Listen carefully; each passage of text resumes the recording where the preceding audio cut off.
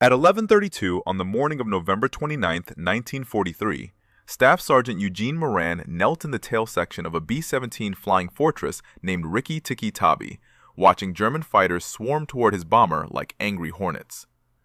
19 years old, a farm boy from Wisconsin, his first combat mission over a heavily defended target. The 8th Air Force had sent over 300 bombers to destroy Bremen's factories that morning. German defenders had already shot down 6 flying fortresses in the first hour. Moran's position was the loneliest on the aircraft.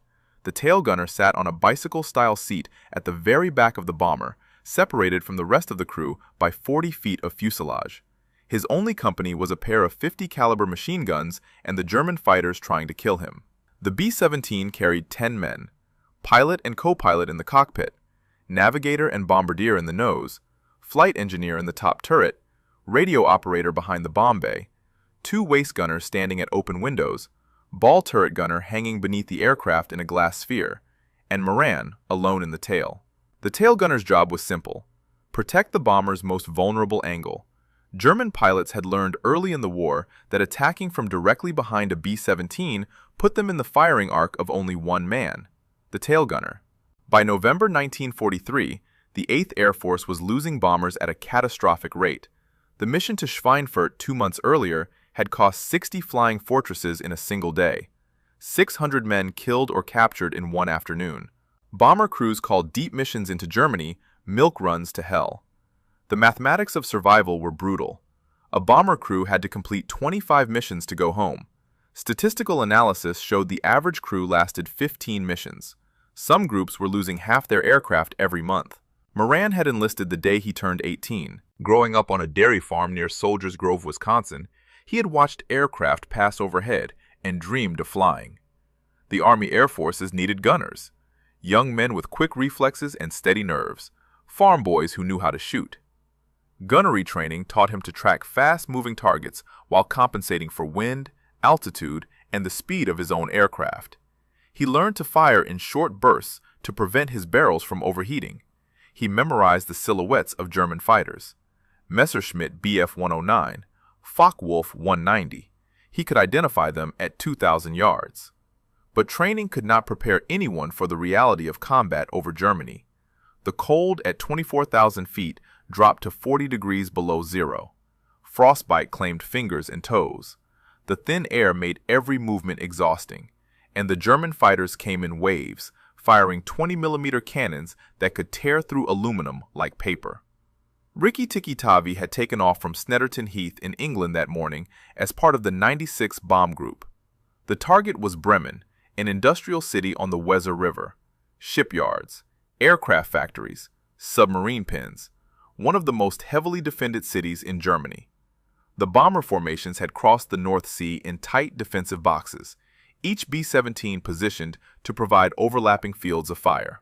The theory was simple: pack the bombers close together so their combined firepower could drive off enemy fighters. The reality was that a direct hit on one aircraft often damaged those flying beside it. Bremen's anti-aircraft defenses opened fire as the formations approached. Black bursts of flak filled the sky. The bombers could not maneuver. They had to fly straight and level for the bomb run. Shrapnel tore through wings and fuselages. Moran watched a B-17 in the formation ahead take a direct hit. It folded in half and dropped from the sky. Rikki Tikki Tavi released its bombs over the target, 4,000 pounds of high explosives tumbling toward the factories below. Mission accomplished. Now they just had to survive the flight home. If you want to see how Moran's mission turned out, please hit that like button. It helps us share more forgotten stories like this one. Subscribe if you haven't already. Back to Moran. The bomber formation began its turn toward England. 200 miles of hostile airspace between them and safety. That was when Rikki Tikki Tavi's No. 2 engine took a direct hit from flak. The propeller windmilled uselessly. The aircraft began losing speed. A damaged bomber falling behind the formation was a death sentence. German fighter pilots watched for stragglers. A lone B-17, without the protection of mass defensive fire, was easy prey. Moran saw them coming. A dozen Messerschmitts climbing from below. Another group of Focke-Wulfs diving from above. Rikki Tikki Tavi, was about to fight alone against overwhelming odds, and in the tail gunner's position, Eugene Moran would be their first target. The first Messerschmitt came in from the 6 o'clock low position, directly behind and beneath the bomber. Moran pressed his shoulders against the steel chest plate behind him and squeezed the triggers. His twin .50 calibers roared to life. Tracer rounds streaked toward the diving fighter. The German pilot broke off his attack and rolled away. But there were more. Many more. The Focke-Wulfs attacked in pairs. One would draw the gunner's attention, while the other lined up a killing shot. Moran swung his guns from target to target. Spent brass casings piled up around his knees. The smell of cordite filled the cramped compartment. At 24,000 feet, the temperature inside Rikki Tikki Tavi was 43 degrees below zero. Moran wore an electrically heated flight suit, but the cold still seeped through. His breath formed ice crystals on his oxygen mask. The machine guns grew hot from continuous firing, while his fingers went numb inside his gloves.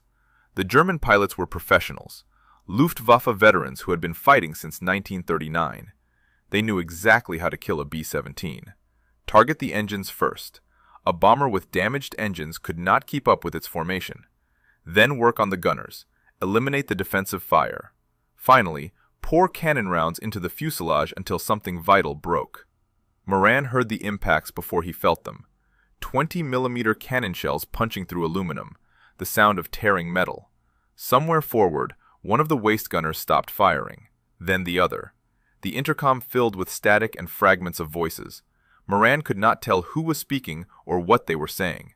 The bomber shuddered as more rounds struck home. He kept firing. There was nothing else he could do. A Focke-Wulf came in from the 4 o'clock position. Moran swung his guns and pressed the triggers. The fighter's wing disintegrated. It spiraled downward, trailing black smoke. His first confirmed kill. He did not have time to celebrate. Cannon rounds ripped through the tail section. Moran felt something slam into his left forearm, then his right. Both arms had been hit. Blood soaked through his flight suit sleeves. The pain was immediate and intense, but his hands still worked. He could still grip the triggers. More impacts. The vertical stabilizer above him took multiple hits. Control cables snapped and whipped through the air. The tail section began vibrating violently. Something was very wrong with the aircraft. Moran glanced down at his parachute. Every airman wore one. The silk canopy packed into a canvas container strapped to his chest. If the bomber went down, the parachute was his only chance of survival. He saw holes in the fabric. Multiple holes. Cannon rounds had shredded it. His parachute was useless. If he had to bail out, he would fall 4 miles to his death. The attack continued. German fighters made pass after pass. Moran counted at least 15 of them circling the crippled bomber. Rikki Tikki Tavi was bleeding altitude and speed. The remaining engines strained to keep the aircraft airborne. Forward, in the nose section, navigator Jesse Orison was still alive. He had been wounded but remained conscious. The pilot and co-pilot were both dead at the controls. The flight engineer was dead in his turret. The radio operator was dead. The ball turret gunner was dead. The waist gunners were dead. Of the 10 men who had taken off from England that morning, only 2 were still breathing. Orison in the nose, Moran in the tail. 40 feet of shattered fuselage between them. Another cannon round struck the bomber. This one hit something critical. Moran felt the aircraft lurch. A grinding sound echoed through the airframe. The vibration intensified until his teeth rattled. Then came a sound he would never forget. The shriek of tearing aluminum. The scream of structural failure. Rikki Tikki Tavi was breaking apart. The fuselage split just forward of the tail section. Moran watched the front of the aircraft separate and fall away. The wings, the engines, the cockpit, the bodies of his crewmates, all of it tumbling toward the German countryside 4 miles below. He was alone now, trapped in a severed tail section, wounded in both arms, his parachute destroyed, 24,000 feet above enemy territory, falling. The laws of physics offered no mercy. Terminal velocity for a human body is approximately 120 miles per hour. The tail section of a B-17 weighed several thousand pounds. It would fall faster, much faster. Eugene Moran had perhaps 90 seconds to live. The severed tail section tumbled through the sky. It spun end over end, throwing Moran against the walls of his compartment. His wounded arm screamed with pain. Blood sprayed across the interior. The wind howled through the torn fuselage where the rest of the aircraft had been. Moran should have been paralyzed with fear. He should have curled into a ball and waited for death. Instead, he did something that defied all logic. He kept fighting. The German fighters were still circling. They saw the tail section falling and moved in for a closer look. Perhaps they wanted to confirm the kill. Perhaps they were curious. Whatever their reason, they made a fatal mistake. They flew within range of a wounded tail gunner who refused to die. Moran grabbed his machine guns. The spinning tail section made aiming nearly impossible. The G-forces pressed him against his seat, then threw him toward the ceiling. His arms were bleeding. His parachute was destroyed. He was falling 4 miles to certain death, and he was still shooting. Tracers arced wildly through the sky as the tail section rotated. The German pilots scattered. They had never seen anything like this. A man in a falling coffin firing back at them with everything he had. One Messerschmitt took hits across its fuselage. The pilot broke off and dove toward the ground, trailing smoke. The altimeter in the tail section was shattered, but Moran could see the ground growing larger through the gaps in the torn metal. Fields, forests, roads, a patchwork of German farmland rushing up to meet him. The tail section's aerodynamics saved his life. The vertical stabilizer and horizontal stabilizers acted like crude wings. They caught the air and created drag. Instead of plummeting straight down, the wreckage began to glide. The spinning slowed. The descent became almost controlled. Almost. Moran estimated he was falling at approximately 100 feet per second, fast enough to kill him on impact, but slower than a human body in freefall. The stabilizers were buying him time. Seconds, perhaps a minute. Time he used to keep firing at any German fighter that came close. The ground was 5,000 feet below, then 3,000, then 1,000. Moran braced himself against the steel chest plate. He wrapped his wounded arms around the ammunition boxes. There was nothing else to hold on to. The tail section struck the top of a pine tree at approximately 100 miles per hour. The impact snapped branches as thick as a man's arm. The vertical stabilizer caught on a trunk and tore away. The wreckage cartwheeled through the forest canopy, shedding pieces of aluminum with each impact. Moran's head slammed into the steel framework above him. His vision exploded into white light. He felt his ribs crack. Both arms bent at angles they were never designed to bend. The tail section hit another tree, spun sideways, and crashed into the frozen ground. Then, silence. Eugene Moran was alive, barely. He lay in the wreckage, unable to move. Both forearms were broken in multiple places, compound fractures, bone protruding through skin. His ribs were shattered. Every breath brought stabbing pain. Blood poured from a wound on his head where a piece of his skull had been torn away. His brain was partially exposed to the freezing air. The crash site was in a forest near the German town of Syke, 15 miles south of Bremen, enemy territory. Moran was surrounded by people who had just watched American bombs destroy their factories and kill their neighbors. He tried to move.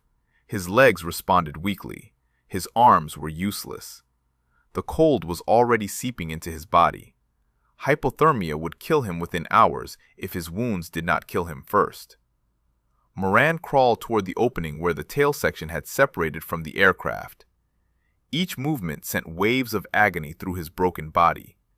He pulled himself onto the frozen ground and looked up at the gray German sky. He had survived a 4-mile fall without a parachute, one of only 3 men in the entire war who would accomplish this feat. But survival meant nothing if he bled to death in a German forest.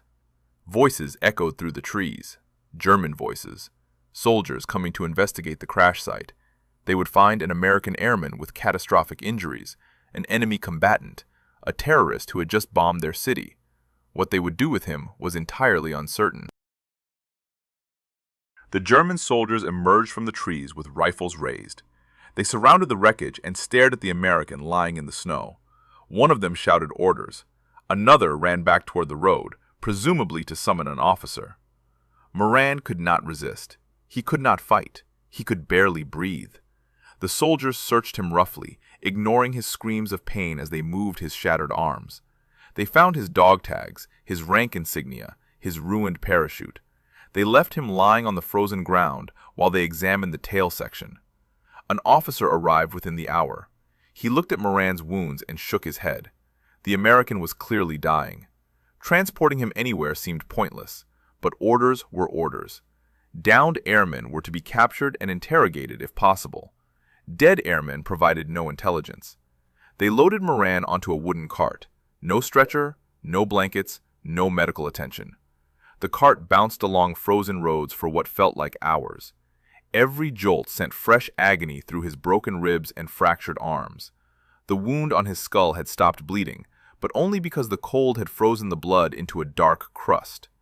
The cart delivered him to a German military facility. Moran could not identify what kind. His vision blurred. Consciousness came and went in waves. He remembered being carried inside. He remembered lying on a concrete floor. He remembered German voices discussing him as if he were already a corpse. No doctor came. No medic. No one offered water or bandages or morphine. The Germans had limited medical supplies, and they were not about to waste them on an enemy airman who would probably die anyway. Moran lay on that concrete floor for 2 days.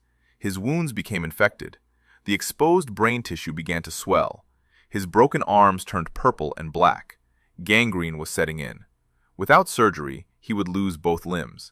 Without antibiotics, the infection would spread to his blood. Without intervention, he had perhaps 48 hours to live. The German guards watched him deteriorate. Some seemed indifferent. Others appeared almost sympathetic. But none of them had the authority or the resources to save him. American bombers had been destroying German cities for months. Medical supplies were scarce. Doctors were overwhelmed with German casualties. An enemy airman ranked far below German soldiers and civilians on the priority list. On the 3rd day, Moran was transported again. Another cart. Another agonizing journey over frozen roads. This time, his destination was a prisoner of war hospital. A converted building somewhere in occupied territory where wounded Allied airmen were held until they recovered enough to be sent to permanent camps. The hospital was understaffed and undersupplied. German military doctors performed triage on incoming prisoners. Those with survivable wounds received treatment. Those deemed beyond saving were left to die. Moran's injuries placed him firmly in the 2nd category, but the hospital held a secret. Among the prisoners were 2 Serbian doctors, military physicians captured on the Eastern Front. They had been pressed into service treating wounded POWs, performing surgeries with inadequate equipment and almost no anesthesia.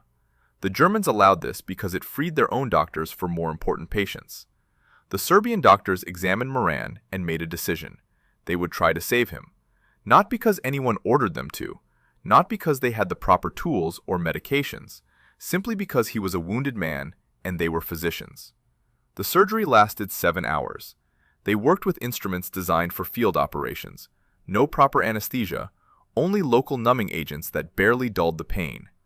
Moran drifted in and out of consciousness as they set his broken bones with metal pins and wire. They cleaned the infected tissue from his wounds. They removed bone fragments from his skull and covered the exposed brain with what tissue they could salvage. The Serbian doctors attached a metal plate to Moran's head, crude by modern standards, effective enough to keep him alive. They splinted his arms with wooden boards and wrapped them in bandages torn from sheets. They did everything possible with almost nothing available. When the surgery was over, they told him the truth. The next 72 hours would determine whether he lived or died. His body had to fight off the remaining infection. His bones had to begin healing. His brain had to avoid swelling further. There was nothing more they could do. Eugene Moran's survival now depended entirely on his own will to live. The fever came on the first night. Moran's temperature climbed to 104 degrees. His body shook with violent chills, despite the sweat pouring from his skin. The Serbian doctors monitored him as closely as their limited resources allowed. They changed his bandages. They forced water between his cracked lips. They waited. Infection was the great killer in military hospitals.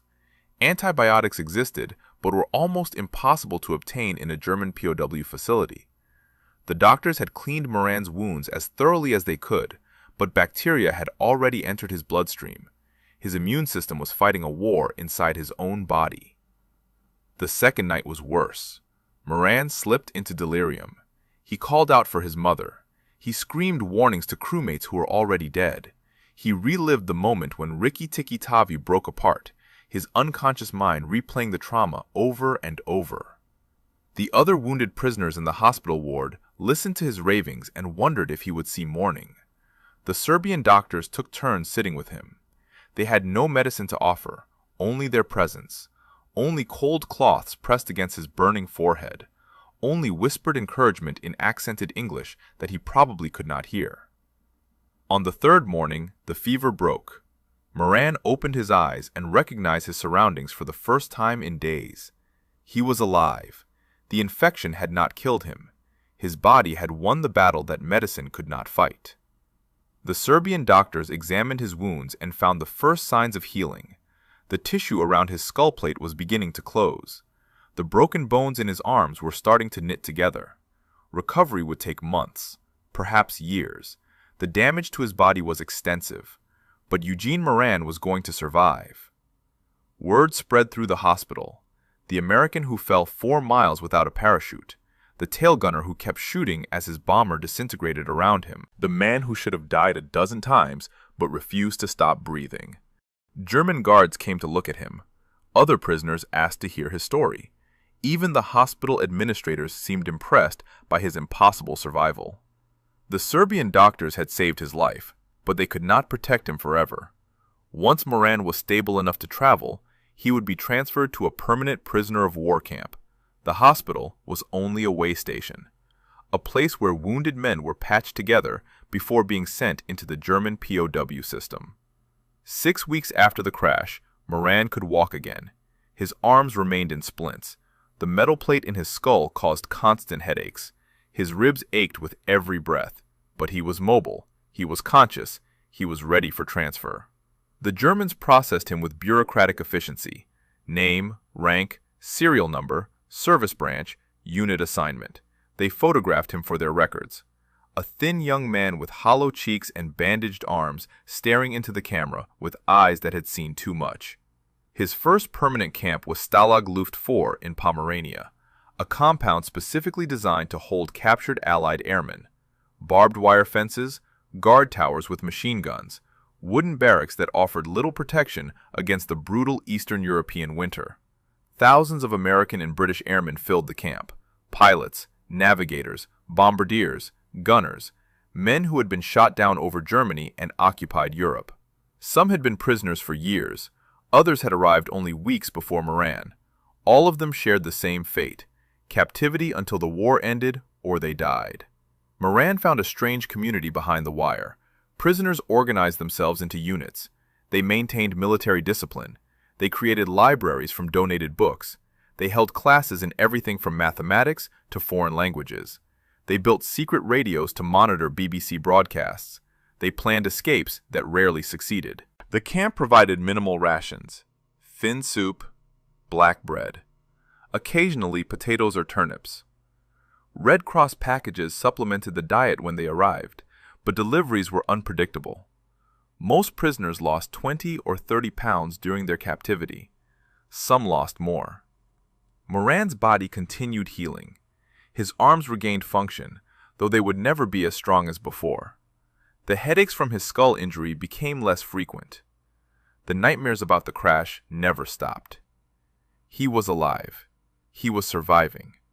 But 17 months of captivity still stretched ahead of him, and the worst was yet to come.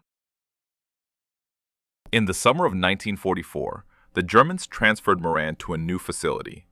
The journey took him across occupied Poland in a cattle car packed with 60 prisoners. No room to sit, no sanitation, no food for 3 days. Men collapsed against each other and prayed for the train to stop. The destination was another camp, then another. Over the following months, Moran passed through 4 different POW facilities as the Germans shuffled prisoners across their shrinking empire.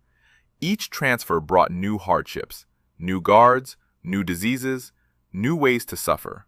The worst came in the autumn of 1944, the Hell Ship. German authorities decided to move several hundred Allied prisoners across the Baltic Sea. The vessel was an aging freighter, never designed to carry human cargo. Guards forced the prisoners into the hold below deck, a dark metal cavern with no ventilation, no sanitation, and no space to move. Moran descended into that hold with 200 other men. The hatch closed above them. The ship began to move, and the nightmare began. The hold was completely dark. Prisoners could not see their own hands. They could only hear groaning, coughing, retching. Men suffering from dysentery who could not reach the single bucket designated as a latrine. The stench became unbearable within hours. The crossing lasted 4 days. Prisoners died in that hold. Their bodies remained among the living because there was nowhere else to put them. Men went mad from the darkness and the smell and the constant rolling of the ship. They screamed, they fought, they prayed.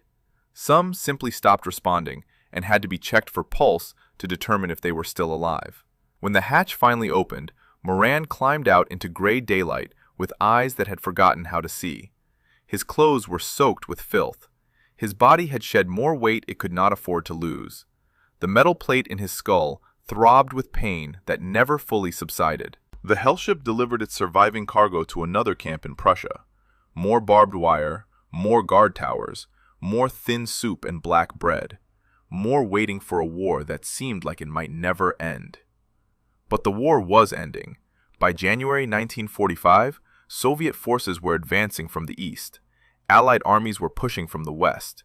Germany was being crushed between 2 unstoppable forces.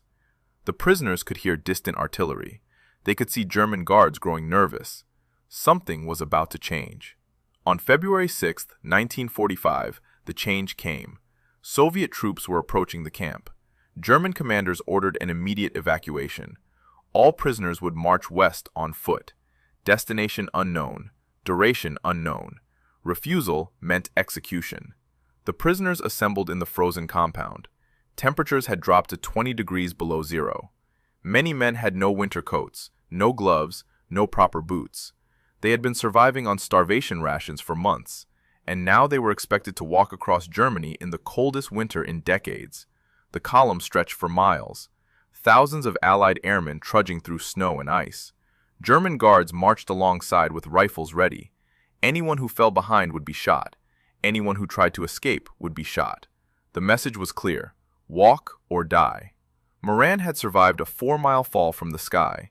He had survived catastrophic injuries. He had survived crude surgery and raging infection. He had survived the Hell Ship. Now he faced 600 miles of frozen roads with a body that had never fully healed. The march would later become known as the Black March, one of the longest forced marches of Allied prisoners in European history.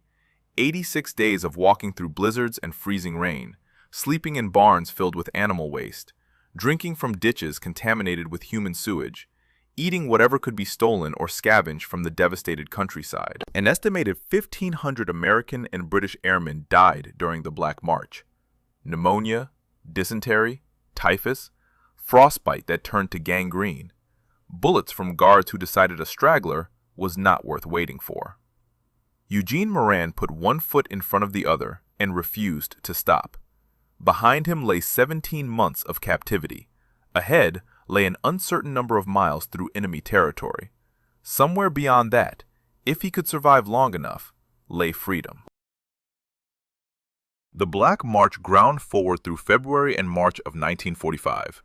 Prisoners walked 15 to 20 miles each day through snow that sometimes reached their knees. They slept in frozen barns or on open ground.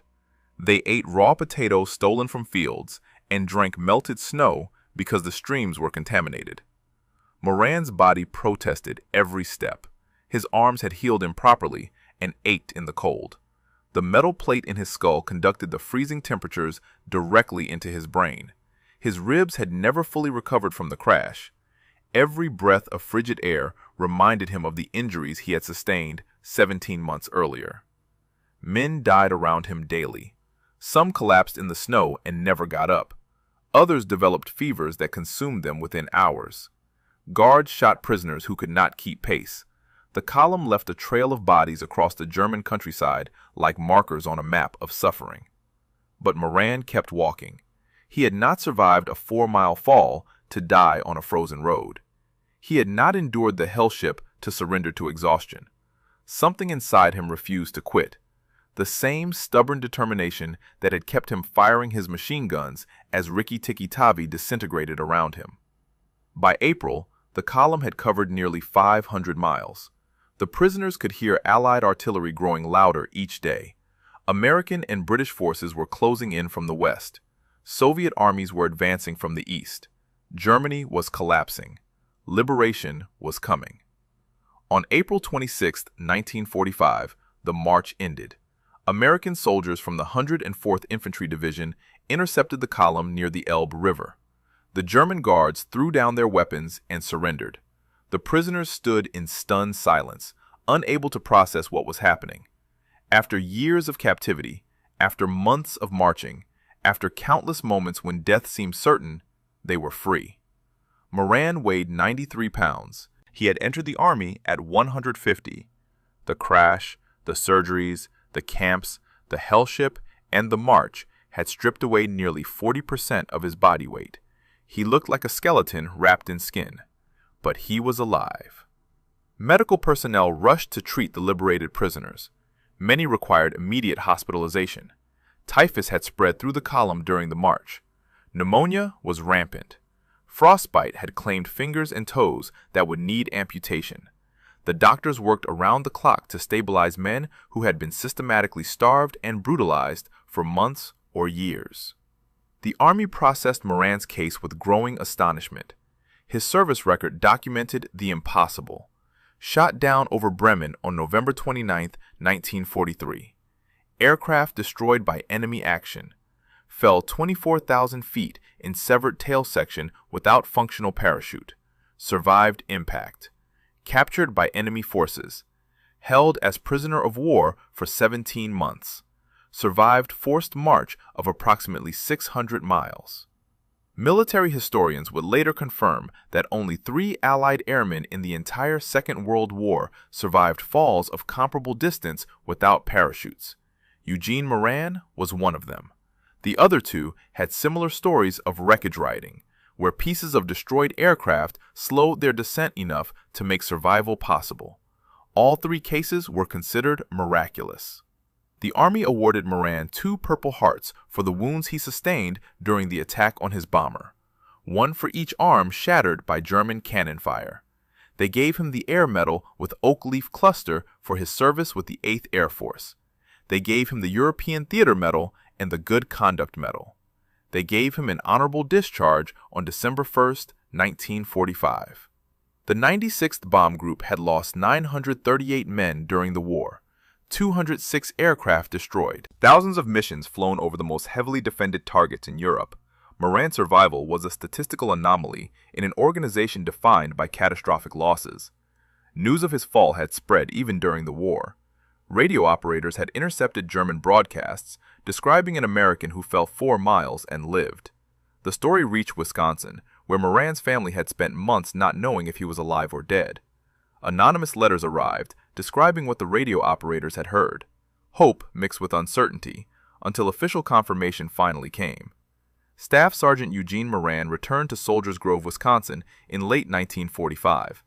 The farm boy who had dreamed of flying while watching planes pass overhead. The tail gunner who fell from the sky and refused to die. He was 21 years old. He had aged decades. The question now was whether he could build a life after everything he had endured. Eugene Moran married Margaret Finley a few months after returning to Wisconsin. She was a local girl who had known him before the war. She saw past the physical scars and the hollow eyes and the nightmares that woke him screaming in the darkness. She saw the man underneath the damage. They built a life together on a small farm near Soldiers Grove, the same landscape where Moran had grown up watching airplanes pass overhead and dreaming of flight. Now those dreams had been replaced by memories he could never fully escape. The roar of engines, the chatter of machine guns, the sound of aluminum tearing apart at 24,000 feet.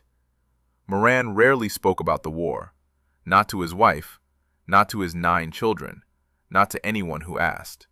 The experiences were too painful, the losses too profound. 8 of his crewmates had died on Rikki Tikki Tavi. Countless friends had perished in the camps and on the march. Talking about it meant reliving it, so he stayed silent for more than 60 years. The physical wounds never fully healed. The metal plate in his skull caused headaches for the rest of his life. His arms remained weak and prone to pain in cold weather. His ribs ached when storms approached. His body carried the evidence of November 29, 1943, until his final breath. But Moran lived. He raised his family, he worked his farm, he attended church on Sundays and watched his grandchildren grow. He outlived most of his fellow prisoners and nearly all of his fellow crewmen. The farm boy who should have died a dozen times over, instead, lived to see the 21st century. In 2007, more than 6 decades after the war ended, the Wisconsin Board of Veterans Affairs created a new honor, the Veteran Lifetime Achievement Award. They chose Eugene Moran as the first recipient. Finally, officially, his state recognized what he had endured and what he had survived. The award ceremony brought attention to his story.